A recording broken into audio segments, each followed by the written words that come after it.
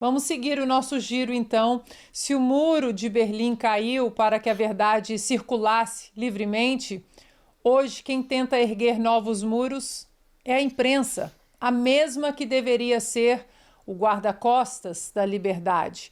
O escândalo que explodiu essa semana no Reino Unido expõe aquilo que muitos já desconfiavam. A BBC, um dos maiores grupos de comunicação do mundo, produziu um documentário sobre Donald Trump com informações manipuladas e fatos distorcidos. Batizado de BBC Gate ou BBC Gate pelo próprio público britânico, o caso envolve jornalistas que editaram vídeos para retratar Donald Trump como ameaça à democracia. We're going to walk down to the Capitol and I'll be there with you and we fight. We fight like hell. We're going to walk down to the Capitol and we're going to cheer on our brave senators and congressmen and women. O escândalo é maior do que parece. Não é apenas sobre um documentário, mas sobre uma cultura de militância dentro de redações que se acham donas da verdade. Nos Estados Unidos, o próprio Donald Trump chamou o escândalo de a prova final de que a imprensa global virou propaganda política. E, de fato, o caso ultrapassa o Atlântico. É um espelho do que acontece nas redações do mundo todo. Trump ameaça processar o grupo em $1 bilhão.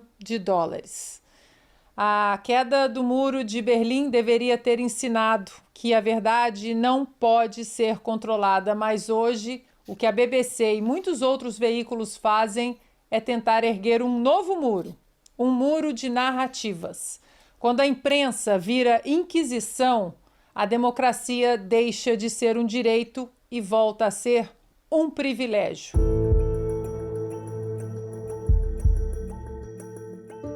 Nesta semana, o que parecia mais um simples deslize editorial da BBC transformou-se em uma crise institucional sem precedentes e que revela muito mais do que um erro técnico.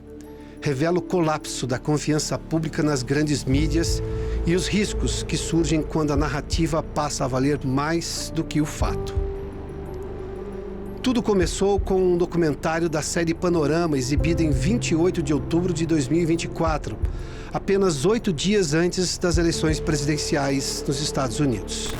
Nesse documentário, a BBC editou o discurso de Donald Trump no dia 6 de janeiro de 2021, o dia da invasão do Capitólio, de um modo que transformou completamente o sentido das palavras. Frases ditas com quase 1 hora de diferença foram coladas como se fossem uma sequência contínua, criando a impressão de que Trump incitava diretamente a invasão.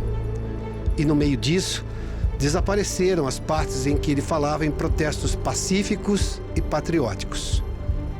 O documentário também usou imagens das manifestações gravadas antes do discurso de Trump e as apresentou como se fossem uma consequência imediata dele. O resultado? O público recebeu uma história totalmente alterada. Esta semana, um memorando interno foi vazado ao jornal The Daily Telegraph, expondo o escândalo. A BBC havia adulterado o discurso, enganado o público e operado com viés político sistemático em coberturas sobre Trump e outros temas sensíveis. A repercussão foi devastadora.